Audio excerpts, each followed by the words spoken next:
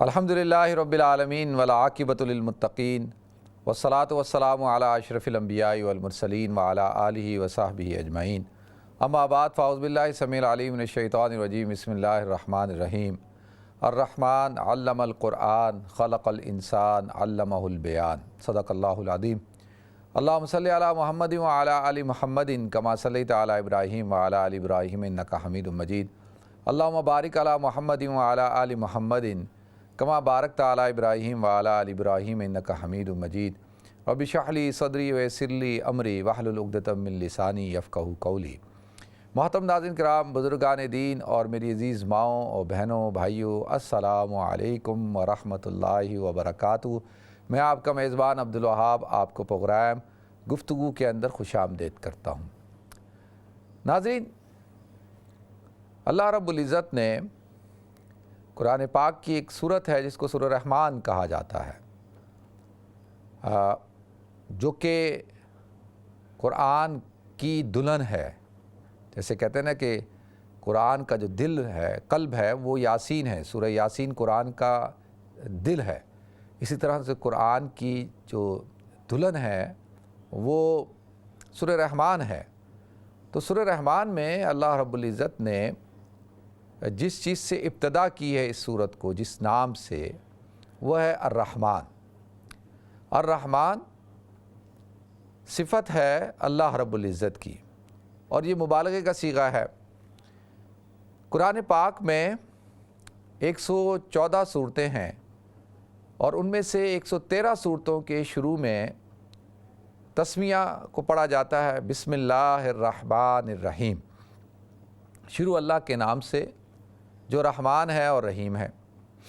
اب دیکھیں، بسم اللہ الرحمن الرحیم 113 مرتبہ، جب بھی آپ کوئی سورت پڑھتے ہیں اس سے پہلے آپ کو بسم اللہ پڑھنی ہے۔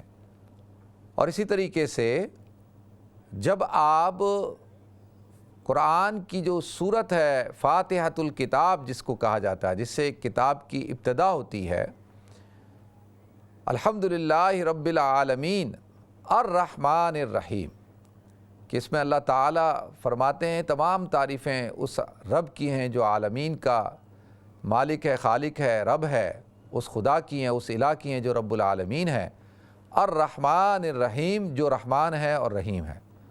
ناظرین، یہ جو رحمان ہے نا، لفظ رحمان، یہ مبالغے کا صیغہ ہے اور فعلان کے وزن پہ ہے۔ جو بھی مبالغے کا صیغہ ہوتا ہے، یعنی اس میں مبالغہ پایا جاتا ہے۔ کیا مطلب؟ ایک ہوتا ہے نا کہ رحیم ہونا، رحم دل ہونا، رحم کا ہونا، ٹھیک ہے جی، یہ اس کے اندر بہت رحم پایا جاتا ہے، لیکن نہیں، یہ بہت زیادہ رحم کرنے والا ہے، اس میں مبالغہ ہے، یعنی رحم اس کے اوپر ختم ہے، اس کو کبھی غصہ آئے گا ہی نہیں، یہ تو شفقت ہی شفقت ہے، محبت ہی محبت ہے، رحم ہی رحم ہے۔ تو رحمان کے اندر مبالغہ ہوتا ہے، اور یہ مبالغہ جو ہے استمرار کو دلالت کرتا ہے، دوام کو۔ جیسے دیکھیں ناظرین، سمندر کے اندر جو لہریں ہوتی ہیں وہ ان کے اندر استمرار نہیں ہوتا، دوام نہیں ہوتا، بس وہ لہر شروع ہوتی ہے، ہوتے ایک دم ایک اس پہ پہنچال آتا ہے، تیزی آتی ہے اور آ کے ختم ہو جاتی ہے۔ استمرار نہیں ہے، دوام نہیں ہے۔ اللہ رب العزت کی صفت رحمانیت کو دوام ہے، استمرار ہے، آپ ہمیشہ ہی رحم کرنے والے ہیں، یعنی آپ کے اندر مبالغے کی حد تک جو ہے وہ اللہ رب العزت کے اندر رحمانیت پائی جاتی ہے، رحم کا جذبہ پایا جاتا ہے۔ اس کی میں مثال ایسے دوں آپ حضرات کو کہ دیکھیں، اگر کوئی کہیں پہ کوئی ایکسیڈنٹ ہوتا ہے اور اس ایکسیڈنٹ میں ایک ماں اور ایک بچہ، ایک دودھ پیتا بچہ، شیر خوار بچہ اپنی ماں کی چھاتی سے لگا ہوا ہے، وہ اس میں انتقال کر جاتی ہے ماں، اور بچہ اس کے سینے کے ساتھ لگا ہوا ہے۔ بچے کو کیا پتا کہ اس کی ماں کا انتقال ہو گیا، اور وہیں پر ایک اور خاتون ہے، اس کے بھی چھوٹے چھوٹے معصوم بچے ہیں، دودھ پیتا بچہ بھی ہے، اور جیسی وہ اس بچے کو دیکھتی ہے تو اس کے اندر یہ جذبہ پیدا ہوتا ہے، اس کی جو ممتا کی شفقت ہے، جو ممتا ہے، ماں کی ممتا، وہ جاگتی ہے۔ ایک دم اس کو ہوتا ہے کہ اس بیچارے کی تو ماں کا انتقال ہو گیا، یہ تو چھوٹا سا بچہ ہے، اب یہ تو دودھ پیتا بچہ ہے، اور اس کا کیا بنے گا۔ رحم کا جذبہ پیدا ہو رہا ہے اس کے اندر. اسی رحم کے جذبے میں اب پوچھتے ہیں بھئی اس عورت کا کوئی والی وارث ہے, کوئی بچے کا والی وارث ہے, کسی کو کچھ پتہ نہیں چل رہا. یہ میں مثال دے رہا ہوں. تو وہ عورت کیا کرتی ہے, اس کو رحم کا جذبہ آتا ہے, وہ کہتی ہے میرے بھی بچے ہیں, یہ بچہ بیچارے کا کیا بنے گا. وہ اٹھاتی ہے اس بچے کو اپنے گھر لے آتی ہے. ناظرین, تھوڑے دن تک وہ اس بچے کو دودھ پلاتی ہے, پالتی ہے, پوستی ہے. بچہ روتا ہے, بچہ کیونکہ اس کی تو ماں مر چکی ہے, ماں نہیں ہے, اور وہ پریشان کرتا ہے, روتا ہے. تو اب تھوڑے دنوں بعد وہی عورت جو کہ ماں ہے, اس کو وہ بچہ بوجھ لگنے لگتا ہے, کیونکہ اس کے اپنے بچے بھی ہیں.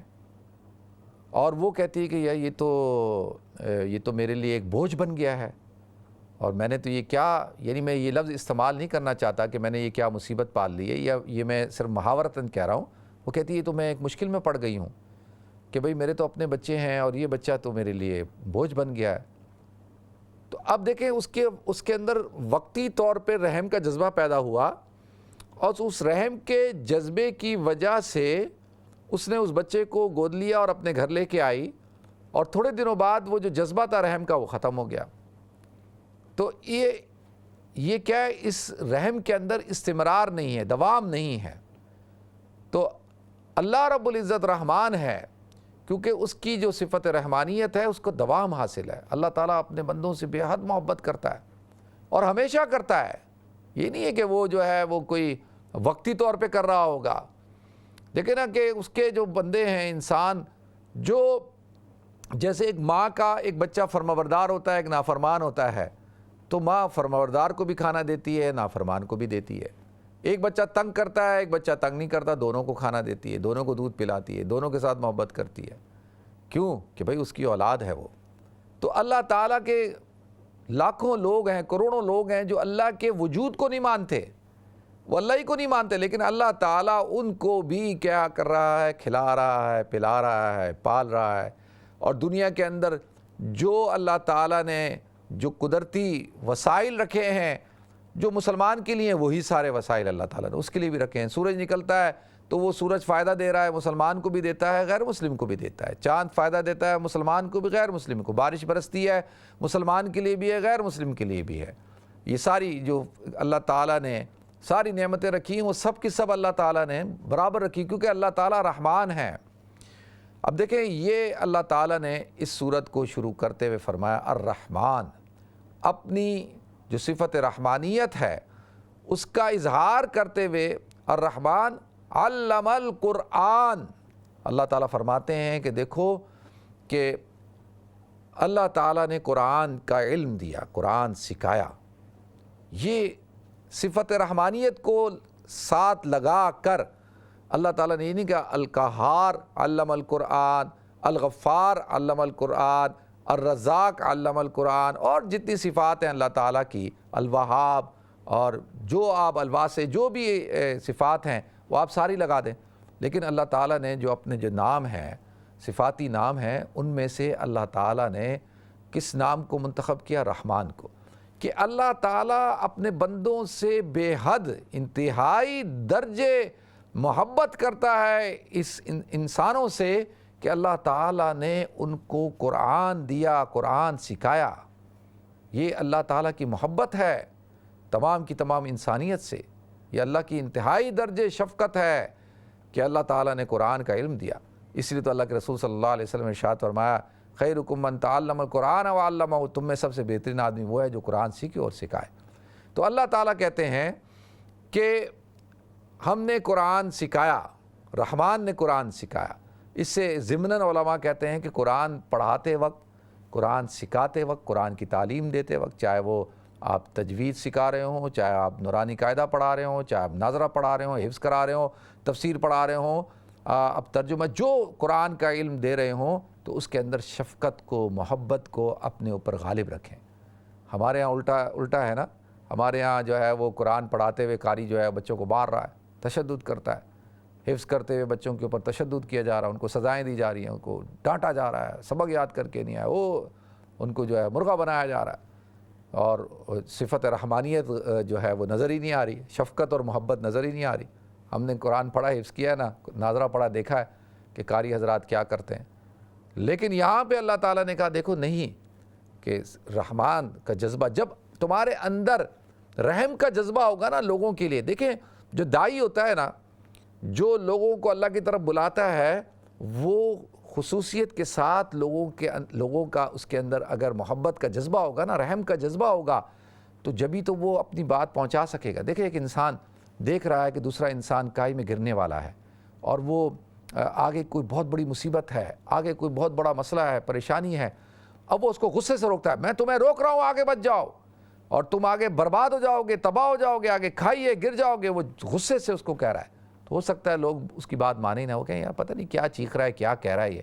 لیکن اگر ایک انسان بڑی محبت کے ساتھ، شفقت کے ساتھ، اور اس کو پیار سے کہتا ہے کہ دیکھو میں تمہیں بڑی اس سے کہتا ہوں کہ آگے یہ ہے، یہ ہے، یہ ہے، آگے یہ مسئلہ ہے، کھائی ہے، فلانا ہے، ڈھمکا ہے، تو ہو سکتا ہے کہ لوگ اس کی بات کو سن لیں.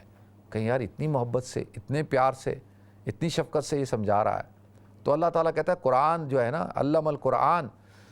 تو یہ جو صفت رحمان لے کے آئے اللہ تعالیٰ، دیکھیں یہ یہاں پہ یہ بھی کہہ سکتے تھے اللہ تعالیٰ، یعنی اللہ کو تو جو لفظ اللہ کا، جو اللہ رب العزت کا جو نام ہے، اس میں ذاتی نام ہے، وہ تو اللہ ہے نا. اور یہ مشرکین بھی جو ہے آپ کو اللہ تعالیٰ کو اللہ کے نام سے پکارتے تھے. تو ان کے نزدیک وہ کہتے تھے کہ یہ محمد نے جو ہے نا کوئی اور خدا لے آیا ہے، یہ اس کا رب کوئی اور ہے جس کو یہ رحمان رحمان کہتا ہے.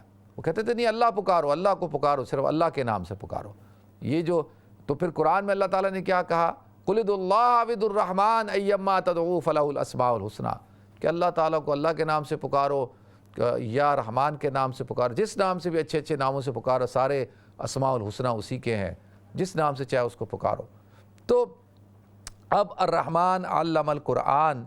اب دیکھیں جو اللہ تعالیٰ نے، دیکھیں یہاں پہ ان 4 آیتوں کے اندر اللہ تعالیٰ نے جو ہے اپنی سب سے بہترین جو صفت ہے، وہ صفت رحمانیت کو، حضور نے فرمایا ہے کہ جنت کے اندر جو لوگ داخل ہوں گے نا، وہ اللہ رب العزت کی صفت رحمانیت کی وجہ سے داخل ہوں گے. آپ کی جو رحم کا جو جذبہ ہے، جو صفت ہے، اس کی وجہ سے اللہ، یعنی اپنے اعمال کی بدولت نہیں ہے، اللہ کا کرم ہوگا، اللہ کا رحم ہوگا. تو ایک صحابی نے ہمت کر کے پوچھ لیا، یا رسول اللہ آپ بھی؟ کہا میں بھی. تو اللہ تعالیٰ نے اپنی اس صفت کو یہاں پر بیان کیا، الرحمن، پھر علم القرآن، پھر جو اس کائنات کا جو، یعنی جس کے لیے اس کائنات کو تخلیق کیا گیا ہے، جو کائنات کا سردار ہے، جو کائنات کا بادشاہ ہے، اللہ تعالیٰ نے فرمایا خلق الانسان، کہ ہم نے انسان کو پیدا کیا. دیکھیں پیدا تو اللہ تعالیٰ نے ہر چیز کو کیا ہے نا. اللہ تعالیٰ نے جو ہے وہ چاند، سورج، ستارے، زمین، یہ کائنات سب کو پیدا کیا. اللہ تعالیٰ نے ساری چیزوں کو پیدا کیا. یعنی کیا پہاڑوں کو نہیں پیدا کیا؟ کیا سمندروں، دریاؤں کو پیدا نہیں کیا؟ کیا اللہ تعالیٰ نے جانوروں کو پیدا نہیں کیا؟ اللہ تعالیٰ نے تمام مخلوقات کو پیدا کیا ہے. تو یہاں پہ اللہ تعالیٰ یہ کیوں کہتے ہیں خلق الانسان، کہ ہم نے انسان کو پیدا کیا؟ پیدا تو اللہ نے سب کو کیا ہے، لیکن انسان کے پیدا کرنے پہ دیکھیں حدیث میں آتا ہے خلقتہ بیدی، کہ میں نے حضرت انسان کو اپنے ہاتھوں سے پیدا کیا ہے. حضرت آدم علیہ السلام کو اللہ تعالیٰ نے کیا فرمایا؟ خلقتہ بیدی، میں نے آدم کو اپنے ہاتھوں سے بنایا.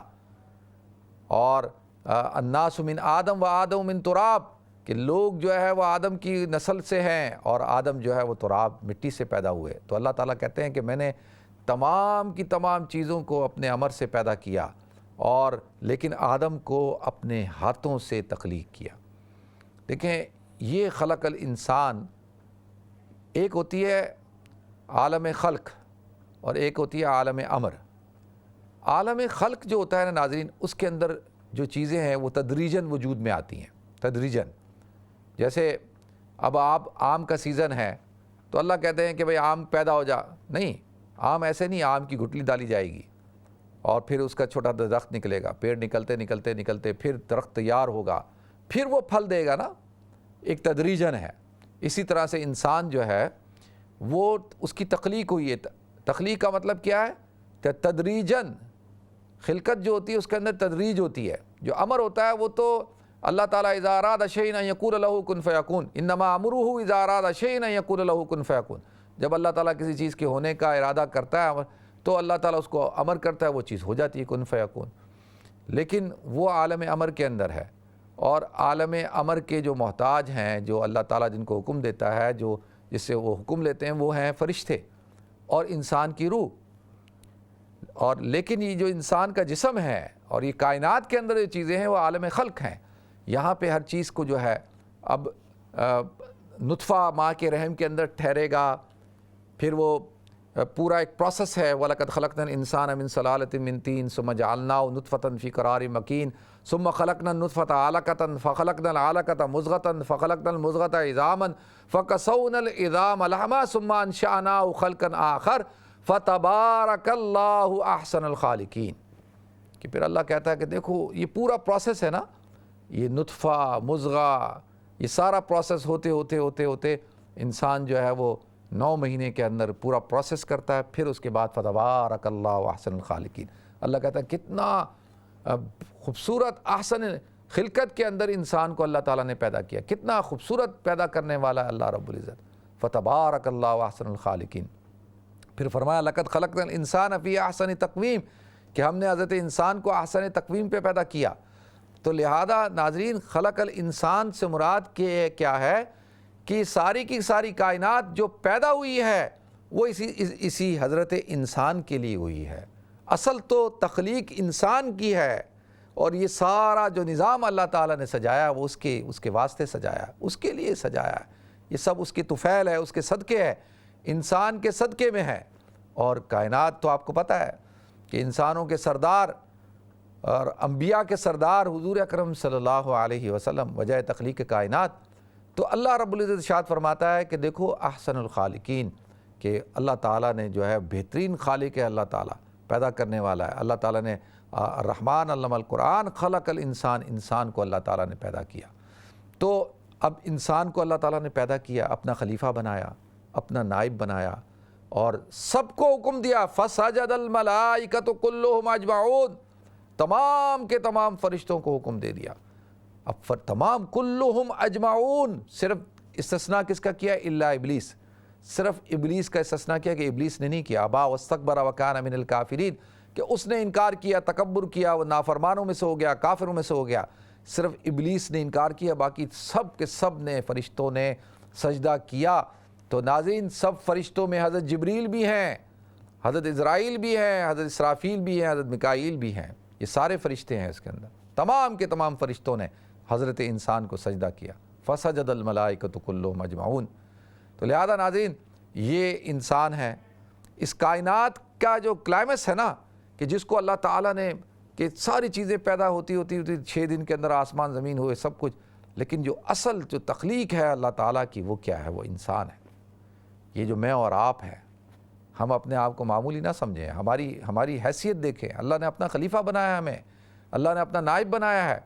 تو لہذا اب اس کے بعد دیکھیں ناظرین، اللہ تعالیٰ کیا کہتے ہیں؟ الرحمن علم القرآن خلق الانسان علمہ البیان، کہ ہم نے انسان کو علمہ البیان، بیان کرنا سکھایا. یہ جو میں اور آپ بات کرتے ہیں، میں بھی بات کر رہا ہوں، بول رہا ہوں. بیان کہتے ہیں کھولنے کو، تبیین، بین یبین، اظہار کرنا. جو آپ کے ضمیر میں ہے، دماغ میں، اظہار ما فی الضمیر، جو میں سوچ رہا ہوں، جو میں سوچتا ہوں، جو میرا خیال ہے، جو میری فکر ہے، میں اس کو آپ کے سامنے رکھ دیتا ہوں. میرے دل میں جو ہے، دماغ میں جو ہے، وہ میں آپ کے سامنے رکھتا ہوں. اب دیکھیں نا، انسان کے علاوہ جو اور مخلوق ہیں، وہ کیا سوچتی ہیں، وہ کیا چاہتی ہیں، وہ کچھ بیان نہیں کر سکتی، نہ ان کے پاس بیان کرنے کی کوئی طاقت ہے. اللہ تعالیٰ کہتا ہے علمہ البیان، ہم نے انسان کو سکھایا، بیان کرنا سکھایا. انسان جو ہے ناظرین، پیدائشی طور پر بولنے والا، جیسے فلاسفر ہے نا، یہ مناطقہ ہوتے ہیں، منطقی جو علماء جانتے ہیں، وہ انسان کو حیوان ناطق کہتے ہیں. کہ یعنی وہ حیوان جو نطق رکھتا ہے، جو بات کر سکتا ہے، جو بول سکتا ہے، جو اپنی چیزوں کو بیان کر سکتا ہے. تو اب دیکھیں، انسان پیدا ہوتا ہے، بول نہیں سکتا. آپ ایسا کریں نا، ایک انسان کا بچہ پیدا ہو اور اس بچے کو لے لیں پہلے دن سے، اور لے کے اس کو بالکل ایسی جگہ پہ رکھ دیں جہاں پہ کوئی اور انسان بولنے والا نہ ہو، وہ نہ سن سکتا ہو کچھ. تو وہ بچہ جو ہے بولنے کی صلاحیت اس کے اندر نہیں ہوگی، وہ بات نہیں کر سکتا۔ وہ جو بچے جو ہوتے ہیں نا بہرے ہوتے ہیں، وہ گونگے بھی ہوتے ہیں، وہ بول ہی نہیں سکتے۔ وہ ان کی جو پرابلم ہوتی ہے وہ زبان میں نہیں ہوتی ہے، وہ کانوں میں ہوتی ہے، لیکن نہ سننے کی وجہ سے وہ اظہار ہی نہیں کر سکتے، بول ہی نہیں سکتے۔ تو اسی طریقے سے جب اس بچے کو آپ رکھتے ہیں نا تو وہ کوئی زبان نہیں بول سکے گا، وہ خاموش رہے گا، بالکل گونگا رہے گا۔ لیکن اگر آپ کسی چڑیا کے بچے کو، کوے کے بچے کو اٹھا لیں، فوراً پیدا ہوتے ہی اس کو اس کی جو مادہ ہے اس سے اس کو دور کر دیں، اس کی ماں سے اس کو دور کر دیں، اور اس کو آپ کسی اور گھونسلے میں رکھ دیں، اکیلا رکھیں، وہ تھوڑی دیر بعد چوں چوں چوں چوں کر رہا ہوگا۔ کتا ہوگا، اس کا بچہ جو ہے بھونک رہا ہوگا، گدھے کا بچہ جو ہے بول رہا ہوگا، گھوڑا، یعنی سارے جانور اپنی اپنی بولیاں بولتے ہیں۔ لیکن انسان اگر اس کو پیدائشی طور پہ الگ کر دیا جائے تو وہ بول نہیں سکتا۔ اس لیے تو ہم کیا کہتے ہیں، مادری زبان۔ ایک بچہ پیدا ہو، وہ گجراتی کے گھر میں پیدا ہو، لیکن اس بچے کو اٹھا کے دے دیا جائے کسی پنجابی کے گھر میں تو وہ بچہ پنجابی بولے گا، گجراتی نہیں بولے گا۔ اسی طرح سے کسی پٹھان کے گھر میں بچہ پیدا ہو، اس کو اٹھا کر جو ہے کسی بلوچی کے گھر میں دے دیا جائے تو وہ بچہ جو ہے بلوچی بولے گا۔ اس کی جو وہاں کے لوگ جو زبان بولتے ہوں گے وہ بچہ وہی زبان بولے گا، وہ پشتو نہیں بولے گا۔ ہمارے بچے یہاں پیدا ہوئے ہیں، اب آپ دیکھیں ہم گھروں میں پنجابی بولیں، ہندکو بولیں، ان کو کتنی مشکل پیش آتی ہے۔ پٹواری بولیں، وہ بولتے نہیں ہیں، بہت کہتے ہیں ہم سمجھتے ہیں، سنتے ہیں، بولتے نہیں ہیں۔ بہت سارے بچے بولتے ہیں لیکن بہت سے بچے نہیں بولتے۔ وہ جو اسکول کالج کے اندر، یونیورسٹیوں کے اندر جہاں پہ وہ زیادہ دوسرے بہن بھائیوں کے ساتھ پھر وہی زبان بولنا شروع ہو جاتے ہیں۔ تو یہ انسان کو اللہ تعالیٰ نے علمہ البیان، اللہ تعالیٰ نے جو ہے انسان کو بیان کی طاقت دی ہے۔ یہ جو قوت ہے ناظرین، یہ قوت بڑی اہم قوت ہے۔ اب آپ دیکھیں اللہ تعالیٰ الرحمن علم القرآن، اصل تو کیا تھا؟ قرآن تھا۔ تو اللہ کہتا ہے کہ جب میں نے انسان کو بولنے کی صلاحیت دے دی ہے، بیان کرنے کی صلاحیت دے دی ہے، تو اس کے لیے لازمی چیز کیا ہے کہ اس کو وہ قرآن کو بیان کرے، قرآن پڑھے، قرآن کو پڑھے، قرآن کو بیان کرے اور قرآن کو لوگوں تک پہنچائے۔ یہ قرآن کا حق ہے انسان کے اوپر، کیونکہ ہم نے انسان کو بولنے کی طاقت دی ہے۔ اور یہ مطلقاً میں اپنے لیے، آپ کے لیے عرض کر رہا ہوں، کیونکہ یہاں پہ قرآن کا تذکرہ اللہ تعالیٰ نے کیا۔ تو لہذا ناظرین، اب یہ انسان جو ہے وہ بولتا ہے، بات کرتا ہے، ماشاءاللہ کہتے ہیں اسی زبان سے جو ہے لوگوں کے دلوں کو زخمی کر دیتا ہے، ایسے زخم لگاتا ہے کہ جو بھرے نہیں جا سکتے۔ اسی زبان سے جو ہے وہ لوگوں کے دل جیت لیتا ہے، اپنی محبت کو لوگوں کے دلوں میں ڈال دیتا ہے۔ کہتے ہیں نا یہ انسان سویٹ ٹاک کرتا ہے، اس کی زبان میں مٹھاس ہے اور اس کی زبان میں کڑواہٹ ہے۔ اور ہماری زبانوں کا یہ حال ہے کہ اگر ہم اپنی زبانوں کا تھوک جو ہے اگر میٹھے پانی کے چشمے میں گرائیں تو وہ کڑوا ہو جائے، یعنی ہمارے اندر اتنی تلخی ہے۔ تو جو اللہ نے جس کو انسان بنایا ہو، جس کو قرآن دیا ہو، جس کو مسلمان بنایا ہو، تو اس کی تو زبان بہت میٹھی ہوتی ہے۔ تو لہذا ناظرین، انسان کو اللہ تعالیٰ نے یہ جو بیان کرنے کی قوت دی ہے نا، یہ بڑی اہم قوت ہے۔ اسی لیے تو فرمایا کل خیر والا فصمت، اچھی بات کرو ورنہ خاموش رہو۔ ضروری نہیں ہے کہ ہر وقت بولنا ہے اور ہر معاملے میں بولنا ہے، ہر بات میں بولنا ہے اور بہت زیادہ بولنا ہے، نہیں، یہ بات مناسب نہیں ہے۔ بات کرو اچھی ورنہ خاموش رہو۔ من صمت نجا، جو شخص خاموش رہا وہ کامیاب ہو گیا۔ تو اب اللہ تعالیٰ نے انسان کو یہ صفت دے دی، پوری کائنات کے اندر تمام مخلوقات میں صرف اللہ نے انسان کو یہ صفت دی ہے، اور یہ بڑی اہم صفت ہے۔ اللہ تعالیٰ اس کے ذریعے سے جو ہے کہتے ہیں نا ان للبیان لسحر، حدیث میں آتا ہے کہ بعض بیانات جو ہوتے ہیں ان کے اندر جادو ہوتا ہے۔ کچھ لوگ جو بات کرتے ہیں تو وہ لوگوں کے دلوں کو مسخر کر دیتے ہیں۔ یہ جو ہٹلر کے بارے میں آتا ہے کہ جب یہ تقریر کرتا تھا لوگوں میں سحر طاری ہو جاتا تھا۔ اور میں ایک دفعہ، یہ مجیب الرحمان تھا نا، یہ جو بنگلہ دیش کا، جس نے بنگلہ دیش کو سیپریٹ کیا، اس کی تقریر سن رہا تھا، آپ حیران ہو جائیں ایسی تقریر۔ تو بڑے بڑے اسکالرز، علماء، بیان کرنے والے، تو یہ بہت بڑی قوت ہے جو اللہ تعالیٰ نے ہمیں عطا کی ہے۔ اور اللہ تعالیٰ مجھے بھی توفیق دے، آپ سب حضرات کو توفیق دے اور عمل کرنے کی توفیق دے۔ اور اللہ تعالیٰ جو ہے وہ ہمیں اپنے الفاظ، کہتے ہیں نا ما یلفظ من قول الا لدیہ رقیب عتید، کہ جو بھی انسان جو بھی بات کرتا ہے نا، جو بھی منہ سے نکالتا ہے وہ سب لکھا جا رہا ہے، سب کیا ہے۔ اسی لیے فرمایا کہ دیکھو جو بات کرو، یا ایھا الذین آمنوا اتقوا اللہ وقولوا قولا سدیدا، ایمان والو تقوی اختیار کرو، اسٹریٹ بات کیا کرو، جو بات کرنی ہے اسٹریٹ بات کرو۔ مسلمان جو ہے اسٹریٹ بات کرتا ہے، سچ بولتا ہے۔ اللہ تعالی ہم سب کو عمل کرنے کی توفیق عطا فرمائے۔ وآخر دعوانا الحمدللہ رب العالمین۔